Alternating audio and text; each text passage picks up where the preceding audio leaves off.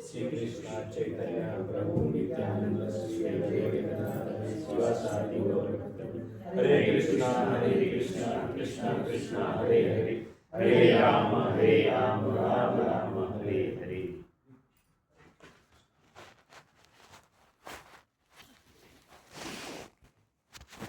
अपरेयमितस्त्वन्यां विधि में पराम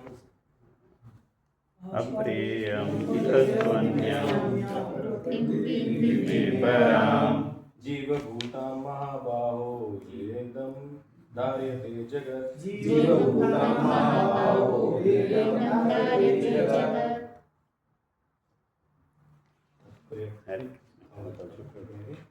हे महाबाहु अर्जुन, इनके अतिरिक्त मेरी एक अन्य पराशक्ति है जो उन जीवों से युक्त है तो इस भौतिक अपरा प्रकृति के साधनों का विरोहन कर रहे हैं। तात्पर्य पाठ कीजिए। इस श्लोक में स्पष्ट कहा गया है कि जीव परमेश्वर की पराशक्ति है। अपराशक्ति तो पृथ्वी, जल, अग्नि, वायु, आकाश, मन, बुद्धि तथा अहंकार जैसे विभिन्न तत्वों के रूप में प्रकट होती है। भौतिक प्रकृति के ये दोनों रूप स्थूल पृथ्वी आदि तथा सूक्ष्म मन आदि अपराशक्ति के ही परिफल है। जीव जो अपने विभिन्न कार्यों के लिए अपराशक्तियों का विरोहन करता रहता है स्वयं परमेश्वर की पराशक्ति है, और ये वही शक्ति है जिसके कारण सारा संसार कार्यशील है। इस दृश्य जगत में कार्य करने की तब तक शक्ति नहीं आती जब तक कि पराशक्ति अर्थात जीव द्वारा ये गतिशील नहीं बनाया जाता। शक्ति का नियंत्रण सदैव शक्तिमान करता है, अतः जीव सदैव भगवान द्वारा नियंत्रित होते हैं। जीवों का अपना कोई स्वतंत्र अस्तित्व नहीं है। वे कभी भी समशक्तिमान नहीं, जैसा कि बुद्धिहीन मनुष्य सोचते हैं। श्रीमद् भागवतम में 10.87.30 में बताया गया है, जीव तथा भगवान के अंतर को इस प्रकार बताया गया है। अपरिमिता ध्रुवास्तनुभूतो यदि सर्वगता सतिर्हि न शास्यतेति नियमो ध्रुवनेत्रिथा अजनी च यन्मयं तद्विमुच्यते नियत्रत् भवते समनुजानतां यन्मतं मत्पुष्टतया। हे परम शाश्वत, यदि सारे देहधारी जीव आप ही की तरह शाश्वत एवं सर्वव्यापी होते तो वे आपके नियंत्रण में न होते, किंतु यदि जीवों को आपकी सूक्ष्म शक्ति के रूप में मान लिया जाए तब तो वे सभी आपके परम नियंत्रण में आ जाते हैं। अतः वास्तविक मुक्ति तो आपकी शरण में जाना है और इस शरणागति से वे सुखी होंगे। उस स्वरूप में ही वे नियंता बन सकते हैं। अतः अल्पज्ञ पुरुष जो अद्वैतवादी के पक्षधर हैं और इस सिद्धांत का प्रचार करते हैं कि भगवान और जीव सभी प्रकार से एक दूसरे के समान है, वास्तव में वे प्रदूषित मत द्वारा निर्देशित होते हैं। परमेश्वर कृष्ण ही एकमात्र नियंता है और सारे जीव उन्हीं के द्वारा नियंत्रित हैं। सारे जीव उनकी पराशक्ति हैं क्योंकि उनके गुण परमेश्वर के समान हैं, किंतु वे शक्ति की मात्र के विषय के में कभी भी समान नहीं है। स्थूल तथा सूक्ष्म अपराशक्ति का उपभोग करते हुए पराशक्ति जीव को अपने वास्तविक मन तथा बुद्धि की विसंगति हो जाती है। इस विसंगति का कारण जीव पर जड़ प्रकृति का प्रभाव है, किंतु जब जीव माया के बंधन से मुक्त हो जाता है तो उसे मुक्ति पद प्राप्त होता है। माया के प्रभाव में आकर अहंकार सोचता है मैं ही पदार्थ हूँ और सारी भौतिक उपलब्धि मेरी है, जब वह सारे भौतिक विचारों से, जिनमें भगवान के साथ तादाद में भी सम्मिलित है, मुक्त हो जाता है, तो उसे वास्तविक स्थिति प्राप्त होती है। अतः यह निष्कर्ष निकाला जा सकता है कि गीता जीव को कृष्ण की अनेक शक्तियों में से एक मानती है, और जब यह शक्ति भौतिक कलमश से मुक्त हो जाती है तो ये पूर्णतया कृष्ण भावना में भावित या बंधन मुक्त हो जाती है। ओम नमो भगवते वासुदेवाय। ओम भगवते वासुदेवाय। ओम नमो भगवते वासुदेवाय। ओम नमो भगवते वासुदेवाय। ओम नमो भगवते वासुदेवाय। ओम नमो भगवते वासुदेवाय। 7.5 श्लोक में हम लोग पराशक्ति भगवान की एक शक्ति के बारे में डिस्कस करेंगे। उससे पहले हम लोगों ने पिछले चैप्टर में अपराशक्ति के बारे में डिस्कस किया था। इस बार इस श्लोक में हम पराशक्ति के बारे में डिस्कस करेंगे। तो हम थोड़ा रिकैप लेंगे। हम लोगों ने फर्स्ट श्लोक में, इस चैप्टर के फर्स्ट श्लोक में हमने क्या सुना था? भगवान बताते हैं कि 4 प्रकार के भक्त होते हैं जो भगवान की भक्ति में आते हैं: आर्थी, अर्थार्थी, जिज्ञासु, ज्ञानी। उसके बाद तीसरे श्लोक में भगवान ने बताया, दूसरे श्लोक में भगवान ने बताया कि मेरे को जान लोगे, जीव को जगत मेरे को जान लोगे तो उसके बाद जानने के लिए कुछ बचेगा नहीं। उसके बाद तीसरे श्लोक में भगवान बताते हैं कि हजारों में से कोई एक होता है बिरला जो मेरे को जान सकता है। उसके बाद चौथे श्लोक में अपनी शक्ति के बारे में बताते हैं। 5वें श्लोक में भी अपनी दूसरी शक्ति के बारे में बताते हैं। तो ये बताने का कारण क्या है भगवान का? वो अपने आप को बताना कोशिश कर रहे हैं अर्जुन के माध्यम से कि कारणों के कारण भगवान है। तो जैसे श्रीला प्रभुपाद ने पहले श्लोक के तात्पर्य में बताया कि फर्स्ट 6 चैप्टर में भगवान आत्मा के बारे में बताने की कोशिश कर रहे हैं। जैसे कि फर्स्ट चैप्टर में हम लोगों ने देखा सैन्य इलेक्शन में, तो उसमें धृतराष्ट्र, दुर्योधन और अर्जुन की दुविधा और उनकी मानसिकता के बारे में डिस्कस किया। तो उसमें ये भी हम कह सकते हैं कि कुंठित इंद्रियों और जब प्रकृति का जो प्रभाव होता है तीनों का, तो उसकी वजह से इंसान भगवान के होने के बावजूद भी भगवान को नहीं पहचान सकता है। तो धृतराष्ट्र पहले श्लोक में जैसे बताते हैं, धृतराष्ट्रवाच धर्म क्षेत्र कुरुक्षेत्र समवेता युष्वा मामका पांडव शिव किम कुरु संग। तो उसमें कहते हैं कि मेरा और एक ही कुल के थे, फिर भी वो बोलते हैं मेरा मेरा, है ना, मामत्व। तो उसमें जब ये मामत्व आ जाता है तो मतलब इसका मतलब है कि भगवान को नहीं समझ पा रहे हैं। उसके बाद भगवान दुर्योधन को भी यही प्रॉब्लम था। दुर्योधन को लगता है कि सृष्टि मतलब उसका जो देश राज्य है उसी का है, क्योंकि उसको भगवान के बारे में ज्ञान नहीं था। और अर्जुन भगवान को जानते थे दोस्त सखा के रूप में, लेकिन पूर्णतः नहीं जानते थे और इंद्रिय अटैचमेंट में थे वो भी। इसीलिए वो बीच बीच में बोलते हैं कि मतलब वो अपनी दुविधा बताते हैं कि जब वो युद्ध भूमि में खड़े थे तो उन्होंने देखा कि दादा परदादा सब लोग खड़े हैं वहाँ पे, काका, दोस्त, गुरु। बोले इनसे लड़के मैं क्या करूँगा, है ना? तो मैं लड़के में क्या करूँगा, मैं गांडी थरथराने लगता है, तो गांडी छूटने लगता है। तो फिर तो अपनी क्वालिटीज़ के मतलब उसके जो प्रॉब्लम थे उसके बारे में बताते हैं कि पहली प्रॉब्लम थी कि उसको करुणा थी, तो एक पक्षी पलट थी। उसके बाद वो बताते हैं कि कुल का नाश हो जाएगा, पाप लगेगा, कुल का नाश हो जाएगा, स्त्री दूषित हो जाएगी, है ना। फिर अवांछित संतानें पैदा होंगी, फिर पिंडदान कौन करेगा, तो ये सब चीज़ें बताते हैं। तो फिर प्रभुपाद बता रहे हैं कि जो भक्त होता है भगवान का, उसका पीछे की 100 पीढ़ियों को भी भगवान तार देते हैं। फिर दूसरे चैप्टर में भगवान बताते हैं, उसके बाद ये सारी प्रॉब्लम सुन के भगवान उसको आत्मा साक्षात्कार के बारे में बताते हैं कि आत्मा का ज्ञान क्या है, आत्मा की क्वालिटीज़ क्या है ना। आत्मा की क्वालिटीज़ हमने सुना था कि जैसे कि आत्मा सूक्ष्म है और कैन नॉट बी डिस्ट्रॉयड, उसको हाँ पानी हो नहीं सकता है, और रिडल के 10,000 हिस्से की साइंस है उसकी। तो इस तरह से आत्मा की क्वालिटीज बताई। फिर भगवान ने उसमें आगे बताया कि कर्म करो। उसमें श्लोक में बताया कर्मों वाली कार्यस्थ ना फलेषु कदाचन मा कर्म फलेतु माते संगस प्रकरण। तो भगवान उसको अर्जुन को फिर से बताते हैं कि आप नपुंसकता वाले सोच मत लाओ, आप अपना कर्म करो, आप क्षत्रिय हो, क्षत्रिय धर्म का पालन करो और कर्म करो। तो इसके बाद अर्जुन को वापस थर्ड चैप्टर में कर्म की अलग अलग विधि के बारे में बताते हैं, अलग अलग कर्म के टाइप्स बताते हैं भगवान। तो कि भाई ये अलग अलग कर्म है, इसको आप फॉलो करो। फिर भी अर्जुन को संशय रहता है कि मैं आपसे ज्ञान क्यों लूँ।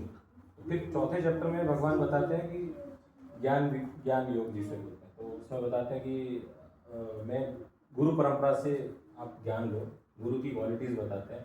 और वो खुद 5000 साल पहले, अभी तो 5000 साल पहले हम अभी अर्जुन को बताते हैं और हम लोग अभी सुन रहे गुरु के थ्रू, बट उन्होंने कई वर्षों पहले जन्म ले चुके हैं भगवान, बताते हैं। और सूर्यदेव को बताया, फिर उसके बाद ईश्वर को। हाँ, तो ऐसे गुरु परंपरा फॉलो होती गई। और हम गौड़ीय संप्रदाय में हम लोग अभी श्रील प्रभुपाद हमारे लास्ट गुरु, जिनके थ्रू हम लोग, उनके शिष्यों के थ्रू हम लोग अभी ज्ञान ले रहे हैं, है ना। तो फिर उसके बाद अर्जुन को फिर से बोला संन्यास, फिर सन्यासी बनने के लिए बोला, संन्यास बनो, बट ये सारी चीज़ें मत छोड़ दो, कार्य करते रहो कर्म के थ्रू। फिर बोले कि कृष्ण भावनामृत कर्म करो, भगवान को मेरे साथ जोड़ो, मतलब भगवान को जोड़ो, मेरे को जोड़ो। कृष्ण भगवान बोलते हैं कि हर कर्म में कृष्ण भगवान को जोड़ो, ऐसा कृष्ण भावनामृत कर्म बोलते हैं, कर्म में बताया उन्होंने। फिर अर्जुन बोलते हैं कि ये सब मेरे लिए कठिन है, कैसे करेंगे। तो बोला कि आप मन को और बुद्धि को दोस्त बना के, आप कंट्रोल करके, आप मित्र बना के आप प्रैक्टिस करो, तब जाके आपसे ये सारी चीज़ें पॉसिबल है ना। योगी बनो, हर तरह से योगी बनो। योगी भी ऐसा योगी मत बनो कि आप पहाड़ों में और जंगल में जाके आप किसी भी चीज़, मतलब परमात्मा के सिवा किसी और चीज़ का ध्यान कर रहे हो, या बॉडी के लिए आप योगा कर रहे हो, तो वो व्यय है, टाइम का व्यय है। तो कृष्णा को बीच में रख के आप योगा करोगे तो एक्चुअल योगी है। अब ये सारे जो 6 स्टेप्स हैं, ये स्टेप्स करने के बाद इंसान एलिजिबल बनता है भगवान को समझने के लिए। तो 7वें चैप्टर में भगवान फिर अपनी खुद बता रहे हैं कि कुछ ही लोग होते हैं जो समझ पाते हैं, कुछ ही लोग होते हैं जो बिरला बन पाते हैं ना।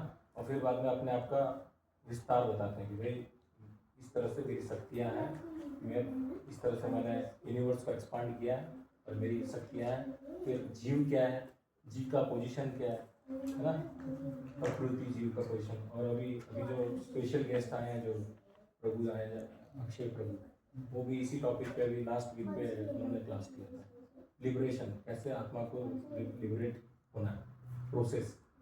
तो कई लोग जन्मांतर लोगों का निकल जाता है 6 स्टेप क्रॉस करने में।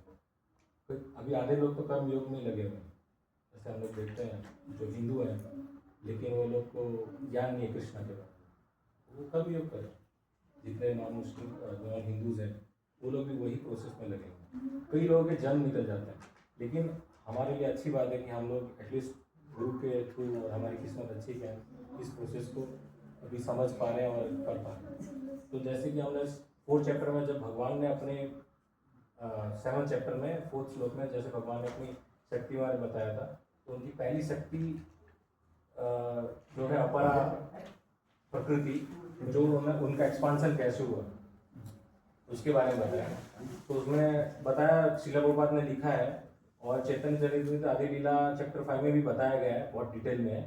तो उसमें हम लोग ने देखा कि महाविष्णु, जो कारणलक्ष विष्णु कहलाते हैं और कारणवशन में लेटे हुए हैं अनंत शेषनाग पे, उनके इनहेलेशन और एक्सेलेशन, मतलब जो ब्रीदिंग ब्रीद आउट करते हैं ना, जैसे हम लोग नॉर्मल इंसान, वैसे जब भगवान जब इनहेल और एक्सेल करते हैं तब ब्रह्मांड मल्टी यूनिवर्स प्रोड्यूस हो जाते हैं। और ये यूनिवर्सल है, मतलब ये होता ही है।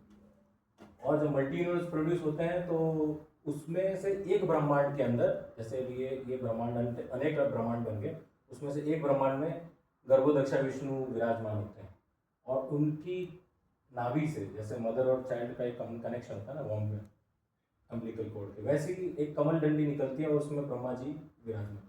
फिर ब्रह्मा जी 14 प्लानिटरी सिस्टम को डेवलप करते हैं, 14 प्लानिटरी सिस्टम को डेवलप करते हैं। और उसके बाद क्षीरोदक्षा विष्णु जो है कण कण में विराजमान होते हैं।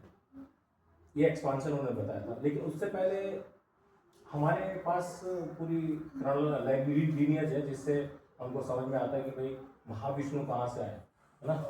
तो जब हमने देखा कि सबसे पहले स्वयं भगवान जो है श्री कृष्ण वो सबसे टॉप पे है, उसके बाद श्री बलराम जो उनका फर्स्ट एक्सपांसन है, जो अनंत शेषनाग के लेटे हैं और जो मतलब अवतार है, मतलब जो भगवान के लिए अनंत शेषनाग का भी काम करते हैं, फिर स्पिरिचुअल वर्ल्ड एक्सपांड करते हैं। और जो भगवान के अलग अलग लीलाओं में जो उनके हथियार बने हैं उनके हथियार का भी अवतार बलराम जी करते हैं।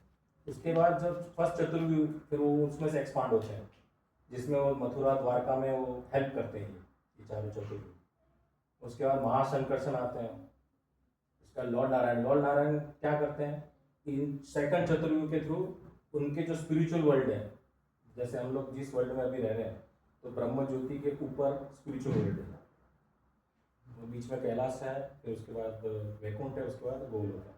तो उसके ऊपर के जितने स्पिरिचुअल प्लैनेट्स हैं उनको हैंडलिंग ये करते हैं चार चतुर्व्यूह। उसके बाद महाविष्णु आते हैं।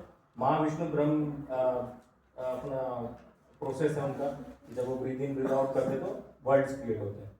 अब सवाल आएगा कि इन्होंने वर्ल्ड क्यों बनाया।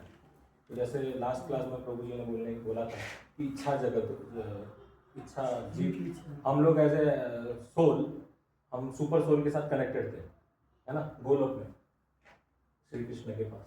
तो जब हम लोगों ने अपराध किया उनके साथ रहते हुए, जैसे एग्जाम्पल दिया है भागवतम में कि जैसे प्रजा और राजा होते हैं साथ रह सकते हैं, बट फिर भी उन्होंने पुलिस का गठन किया हुआ है।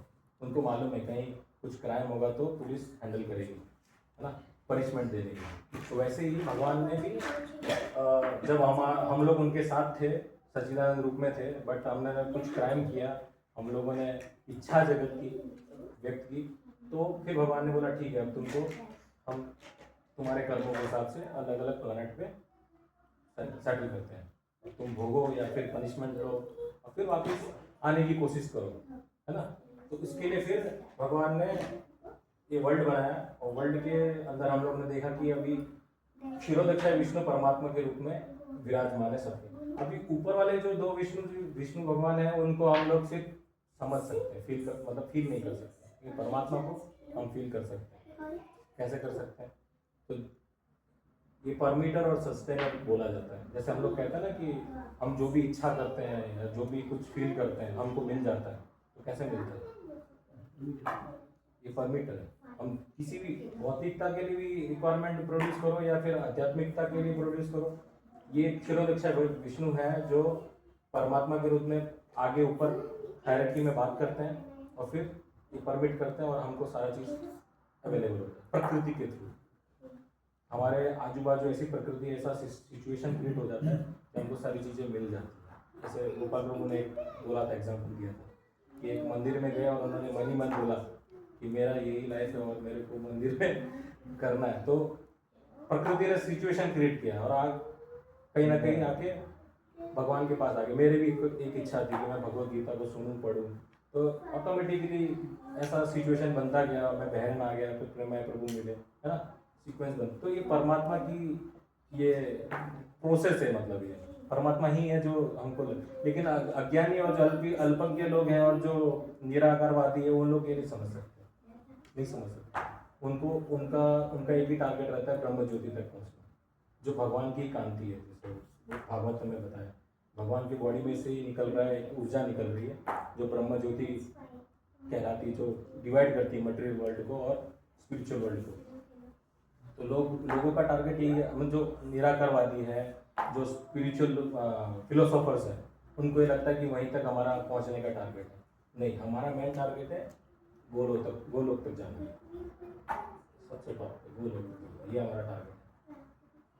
फिर हम लोगों ने देखा कि भाई क्षीरोदक्षा विष्णु ने ब्रह्मा जी उत्पन्न हुए और ब्रह्मा जी ने 14 लोक बनाए एक ब्रह्मांड के अंदर। तो 14 लोक इस प्रकार से, जिसमें हम लोग हमेशा क्लास में जैसे दीनानाथ प्रभु देते हैं क्लास, तो कई बार बोलते हैं, तो वो बोलते हैं कि अपर प्लानिटरी सिस्टम है, लोअर प्लानिटरी सिस्टम है, जिसमें अतल, वितल, सुतल, तलातल, महातल, रसातल, पाताल लोक और उसके ऊपर है भूलोक। तो ये बीच में जो भूलोक है, इट्स अ कैटेगरी, लाइक मेरा अंडरस्टैंडिंग है, it's a type of category. इसमें अनेक अनेक पृथ्वियाँ होंगी, क्योंकि जब साइंस में हम लोग, आज की साइंस में हम देखते हैं तो हम लोग नहीं बोलते हैं कि हमारी पृथ्वी हमारे सोलर सिस्टम का एक हिस्सा है, बट नासा ने बोला कि कहीं लाइट ईयर्स दूर एक और पृथ्वी ढूंढी है, कैप्लर नाम की कोई, तो अलग अलग पृथ्वी। तो अभी इस पृथ्वी पे हम लोग रहते हैं, हो सकता है अनेक पृथ्वी पे 4 लाख ह्यूमन स्पीसीज ऑलरेडी रहती हैं अलग अलग यूनिवर्सेस में। बहुत सारे ब्रह्मांड हैं, बहुत सारी पृथ्वियाँ हैं। हाँ, तो उसमें रहते हैं। वैसे ही भूअरलोक है, फिर स्वर्लोक है, स्वर्गलोक में हमारे इंद्रदेव रहते हैं, और फिर उसके ऊपर महरलोक है, जब सारे ऋषि रहते हैं, जनलोक, तपलोक, ब्रह्मलोक। वैसे ही सारा लोअर प्लानिटरी सिस्टम है, जहाँ पे पापी लोग, हम लोग जैसे सुनते हैं कि पापी लोग नीचे जाते हैं, है ना। और मेरे फिर ये जब पढ़ते मेरे दिमाग में एक और आया कि जब रावण था वो इन सारे लोकों में ट्रैवल करता था, इवन शिवलोक तक गया था, वो कैलाश तक चला गया था, तो उसमें क्या पावर होगा। और मन ब्राह्मण था ना, वेद पाठ का सबसे बड़ा ज्ञाता था वो, लेकिन गलत स्टेप की वजह से फिर राम जी को अवतार लेना पड़ा। गलत राग हो गया, राग किसके ऊपर हुआ वो इम्पोर्टेंट, अहंकार राग, सही बात। फिर ये यूनिवर्स जो बनता है उसका डिसोल्यूशन भी है, तो उसको एक दिन खत्म भी होना है। तो वो ब्रह्मा जी के लाइफ के ऊपर बताया गया है। इसमें 4 सतयुग, त्रेता युग, द्वापर युग, कलयुग, जिसमें अभी हम लोग हैं, उसको चारों को मिला के महायुग बनता है। और फिर 1000 महायुग जब बनते हैं तो ह्यूमन लाइफ के 4.32 बिलियन ईयर्स होते हैं। अल्टीमेटली फिर रात दिन मिला के टोटल मिला के 3.11 ट्रिलियन ईयर्स होते हैं ह्यूमन लाइफ के, जो ब्रह्मा जी की लाइफ है। जब ब्रह्मा जी की लाइफ खत्म होती है तब उसके साथ ही ये पूरा महाविनाश, प्रलय, महाप्रलय आ जाता है। फिर भगवान ने आगे बताया कि मेरी 8 शक्तियाँ हैं, जिसमें पृथ्वी, पानी, आग, वायु और स्पेस, और उसके बाद मन, बुद्धि, अहंकार, जिसको स्थूल तत्व और सूक्ष्म तत्व, क्योंकि ये स्थूल तत्व इसलिए क्योंकि ये फिजिकली हम लोग देख पा रहे हैं, पृथ्वी ब्रह्मांड जिससे बना, हमारा शरीर भी इसी चीज़ से बना, और सूक्ष्म तत्व हम लोग नहीं देख पाते हैं, जो कि मन के अंदर रहता है ना। और इससे ये सब हम लोग पढ़ के डिस्कशन करके हमको क्या पर्पज है हमारा, हम लोग सब चीज़ें डिस्कस करके हमको क्या अल्टीमेट क्या हम समझने की कोशिश करते हैं। ये सब भगवान की शक्ति और भगवान के द्वारा ये सब कुछ हो रहा है। हमें उसके इस्तेमाल उसी के हिसाब से करना चाहिए कि ये भगवान की शक्ति है। हमें कभी भी अहंकार नहीं आना चाहिए कि हमारा ये पोजीशन है कि हमारा हर चीज़ भगवान की शक्तियों से बना हुआ है, भगवान ही हमें कंट्रोल कर रहे हैं। तो आगे इन शक्तियों के थ्रू, जैसे आयुर्वेद में हम लोग बातचीत करते हैं कि हम लोग कहीं ना कहीं डिस्कशन होता है, बड़े बुजुर्ग बोलते हैं कि भाई ज़्यादा पित्त हो गया है, कफ हो गया है ना, ऐसा बोलते हैं। तो उसमें ये 5 तत्वों का रोल बताया है, 5 तत्वों का क्या रोल है हमारी बॉडी पे। तो जैसे कि हमारी बॉडी, बोन, मसल्स और टीथ में अर्थ का रोल आता है। फिर पानी जो है, हम लोग मेडिकल साइंस बोलता है कि 70% पानी है हमारी बॉडी में, जो खून में होके बह रहा है। फिर अग्नि, तो अग्नि में हम लोग भगवान खुद बोलते हैं 15 चैप्टर में कि पेट की अग्नि भगवान है ना, डाइजेशन। और जब ये, हाँ, जठरा अग्नि, और वो अगर कम हो जाए तो भी दिक्कत है, इंडाइजेशन हो जाता है, ज़्यादा हो जाए तो एसिडिटी हो जाती है ना। फिर वायु का भी पता है कि ज़्यादा पेट में अगर हवा हो जाए तो भी दिक्कत है, कम हो जाए तो भी दिक्कत है। ये सर्कुलेशन, रेस्पिरेशन का पार्ट है। फिर स्पेस, जितने भी ओपन कैविटीज़ है हमारी बॉडी में, स्पेस, उसको स्पेस कहा गया। तो ये शक्ति है भगवान की, जिससे हमारा बॉडी कंट्रोल हो रहा है। उसके बाद यही 8 शक्तियों से ही 24 तत्व बनते हैं। जैसे कि हमारे 5 स्थूल तत्वों से जब हम लोग देखते तो विषय इंद्रिय बनती है, जैसे शब्द, स्पर्श, रूप, रस, गंध। और उसके बाद 5 ज्ञान इंद्रियां और 5 कर्म इंद्रिय। तो 5 ज्ञान इंद्रियां में हमारा कान, त्वचा, सेंसर, जो बॉडी के सेंसर हैं, कान, त्वचा, आंखें, जीभ, दांत। और कर्म इंद्रियां हमारे बोलने का जो टंग है वो, हाथ, पैर, फिर जेनेटल और मल त्याग करने का द्वार, एनल। तो इससे ये हमारी, जिससे हम कर्म करते हैं डेली लाइफ में, ये सारी शक्तियाँ भगवान की हैं। उसके बाद हमारे अंतकरण में जो आता है मन, बुद्धि, अहंकार, ये भी भगवान की शक्ति है।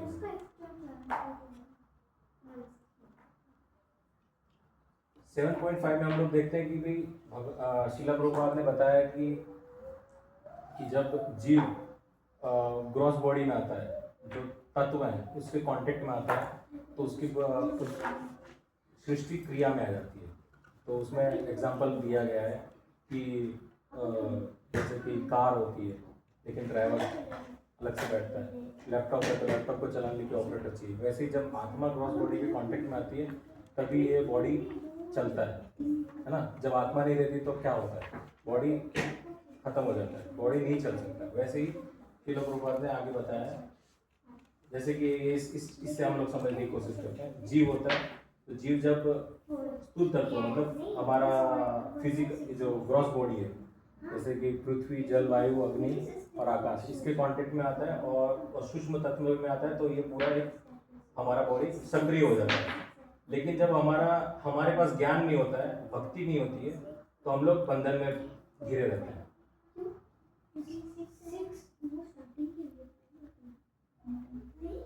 ये जीव है, ये प्रवेश करता है माँ के पेट में जब हम होते हैं तो हमारा जो बॉडी होता है फिजिकली जो स्थूल तत्व से बनता है, अचेतन और नश्वर होता है, और उसमें मन, बुद्धि, अहंकार बाद में सप्तल एनर्जी के रूप में आता है। और जैसे ही हम लोग पैदा हो जाते हैं, बॉडी माँ के पेट से बाहर आ जाते हैं, तो हमारे में फॉल्स ईगो भी प्रोड्यूस होने लगता है। प्रकृति के 3 गुण हावी हो जाते हैं, जड़ बुद्धि, जड़ प्रकृति जिसे बोलते हैं। और जैसे ही इसके इफेक्ट में आते हैं, हम लोग सोचते हैं कि हम ही कर रहे हैं सब चीज़।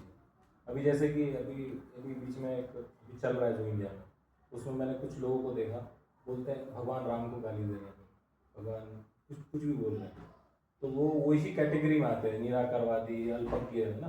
तो वो लोग बोलते हैं कि क्या मंदिर बना के क्या मिलेगा, है ना, भगवान राम कर ही क्या रहे हैं। उनकी वजह ये जो सीट है, जो XYZ मंत्री जो भी बैठा है, वो तो हमारी वजह से है, हम लोग कर रहे हैं, हम लोग देश चला रहे हैं ना। तो ये अहंकार है। जब तक ये अहंकार हमारे में रहेगा, मैं करते रहेंगे हम लोग, तो हमारी पोजीशन हमें नहीं मालूम है।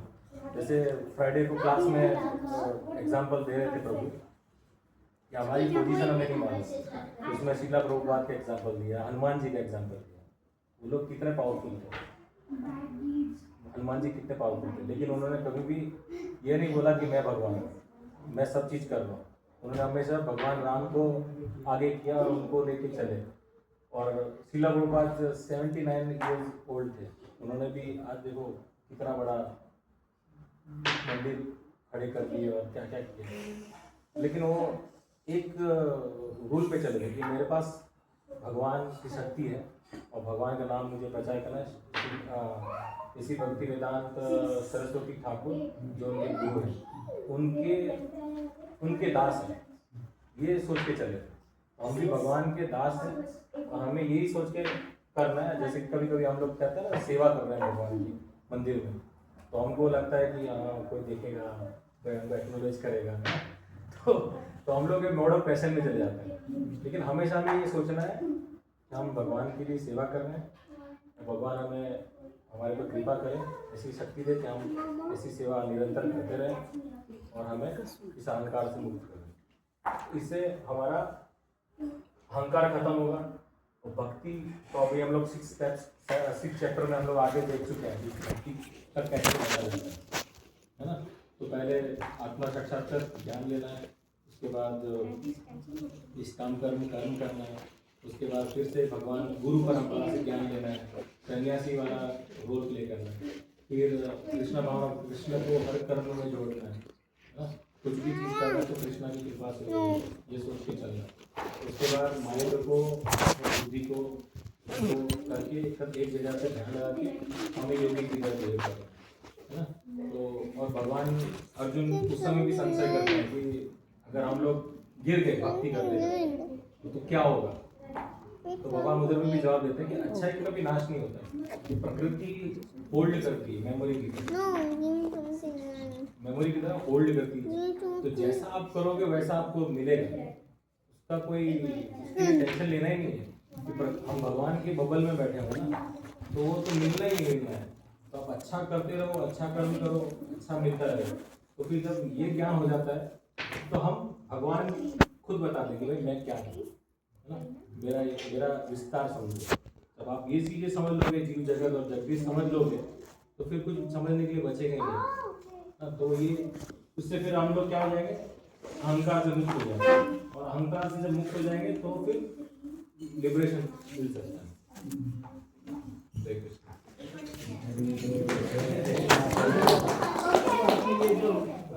बता दिया ना पिक्चर के थ्रू। फिर कंपैरिजन दिया है कि भाई जब ग्रॉस बॉडी रहती है तो हम लोग किस चीज पर कंपैरिजन है। तो ग्रॉस बॉडी में हमारे 5 तत्व आते हैं, सटल बॉडी में हमारा माइंड, इंटेलेक्ट, सोल से जो रहता है, विजिबिलिटी, तो हम लोग आंखों से देख सकते हैं, इसको आंखों से नहीं देख सकते हैं। फिर एनालॉजी मतलब एक कंपैरिजन किया है। तो भाई जैसे कि हार्डवेयर होता है, कोई भी हार्डवेयर होता है तो फिजिकल है, लेकिन उसके अंदर सॉफ्टवेयर नहीं होगा तो प्रकृति क्रिया में नहीं आएगी। उसके बाद जब मरेंगे तो ये चीज़ें खत्म हो जाती है, बॉडी हमारा मिट्टी में मिल जाता है, राख में मिल जाता है, सड़ जाता है ना। और जो सोल है वो ट्रैवल करती है विद इट्स सूक्ष्म तत्व, हाँ। एंड देन उसको क्लीन कैसे करना है, तो खाना खाना, बॉडी के लिए तो खाना खाना है, स्लीप करना है, फिजिकल एक्टिविटी। बट मन को अगर मन और चित्त को अगर क्लीन करना है तो चैंटिंग, मेडिटेशन और स्पिरिचुअल नॉलेज। जैसे प्रभु प्रहलाद महाराज ने हमको 9 स्टेप्स ऑफ डिवोशन बताए, जिसमें हमारा श्रवणम, कीर्तनम, विष्णु स्मरणम, पाद सेवनम, अर्चनम, वंदनम, दास्यम, साख्यम, आत्मनिवेदन। तो इसमें से हम लोग को कुछ ना कुछ लेके सेवा करते रहना है और भगवान की से प्रार्थना करने कि हम भक्ति में आगे बढ़ते रहें। बहुत सुंदर साइंस